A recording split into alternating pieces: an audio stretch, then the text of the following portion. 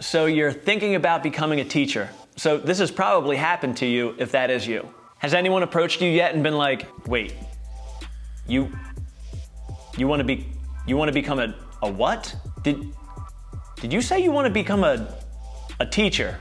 A teacher, like a middle school teacher, like a high school teacher? Are you sure? Like, I mean, you could do a lot of things. That's shh. People can make you feel like it's a death sentence or something. So if that is you, maybe you're Googling this, or maybe you're searching for this because you're worried about taking that step or taking that commitment. But maybe you're feeling a little bit frightened about making that commitment into a career that so many people try to give a bad rap to, or like you feel it inside of you like you would really like to do it, but it really feels like if you're gonna jump in, you gotta be 100% sure, and that's why you're searching about this. So we're gonna address a lot of that stuff and more. So get ready. My name's Jeff Becker, and this is Beyond Academics.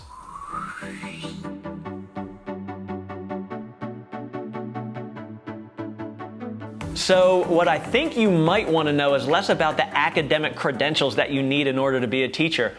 What I think you want to know is, do you have what it takes to be a teacher, to be in a classroom, to deliver content, to develop young people, to control or manage or lead a classroom full of crazy students? Can you have a long, happy career where you're not going home fried and drinking a bottle of wine? But you want to know how prepared you are, right? So let's stop right there and talk about that idea of prepared, because that is really important. You do want to be prepared, or at least feel prepared if you're going into really anything. And so I was having a really great conversation with a mentor of mine. His name's Jonathan Catherman. He's the author of a bunch of really awesome books. He and his wife author a million great books all about, the most recent one is Guiding the Next Great Generation. Make sure you get a copy of that. I'll make sure I link it below. But he talks about how when we don't feel prepared for something, it comes off as a threat. But when we do feel prepared, it's more of a challenge, and we're ready for it, and we're ready to just kind of dive into it and take it head on. So let's talk about what it takes to be prepared as a teacher. Okay, so there are probably like a million things that make up what a great teacher is. I'm sure there's a bazillion books on it, but here are some of the ones that I want to share. And if you're watching this and you want to share some below, I would love to see what you have to say about what makes up a great teacher. But one of the main things that I learned when I became a teacher was we need to be patient. Okay, it doesn't really matter what age group you're teaching, whether that's kindergartners, and they're just pulling on, going, hey, excuse me, and you're like, what? You kind of want to do that on the inside, but are you patient?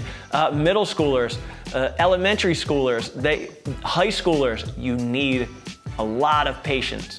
That's the name of the game. If you want to develop young people and get the best out of them and help them to reach their full potential, whether that's academically, socially, or emotionally, or whatever it is, you're going to need patience, because they are going to make a bazillion mistakes. And where are they going to make them? The place where they spend the most time, in school with you. So my challenge to you is ask yourself, what do you want to get out of teaching? Is it you really want all of the kids to understand the War of 1812? Like, you really want them to remember that forever? Or is it because you want to develop young people?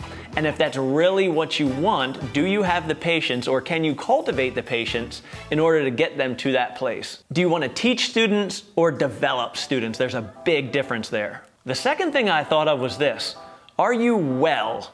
Okay? And I don't mean like sick, I don't mean mentally ill, but are you in a good place? Right? Like, do you have a good solid foundation around you? Do you have healthy friends? Do you have healthy habits? Because teaching is a grind. I'm not the first person to say it. I'm sure if you have any Facebook or social media friends that are teachers, they have 8 billion memes that look like this, or look like this, or look like this, all about how hard teaching is. And so here's an illustration that I always speak to young men about, is that, and just follow me here, I know this is a little bit off the beaten path, but I always tell them, make sure that you don't have kids unless you have a really strong marriage. And here's why. Anybody out here that has kids, you know that that adds a ton of pressure to you and to your relationship. And if you don't truly love the person that you're building a family with and raising children with, the pressure can feel so much more heavy. Like when you have to wake up at 2 in the morning, 2:19 in the morning, 2:37 in the morning, 2:56 in the morning, 3:17 in the morning, 5:18 in the morning. They're crying, they're screaming, they're pooping, they're yelling. It's really unbelievable.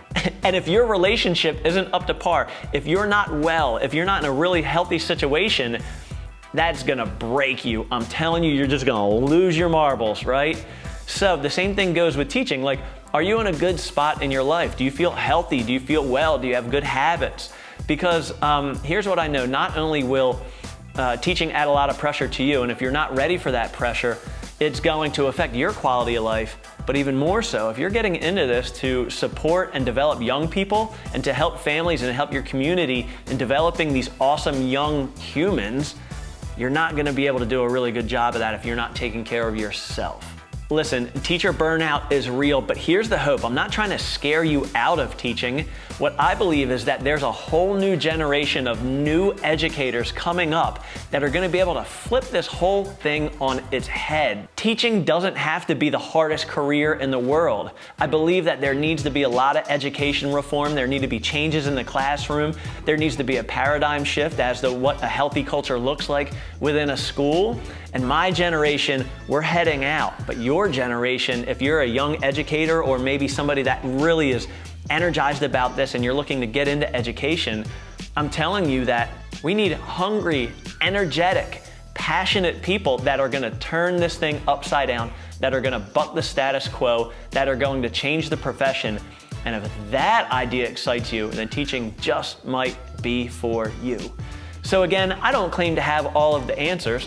Teachers that are watching this, go ahead and comment below. What advice do you have for young people or people that are thinking about changing their career and getting into education? Because here's what I know. My life completely changed when I stopped thinking about myself and started focusing on developing young people.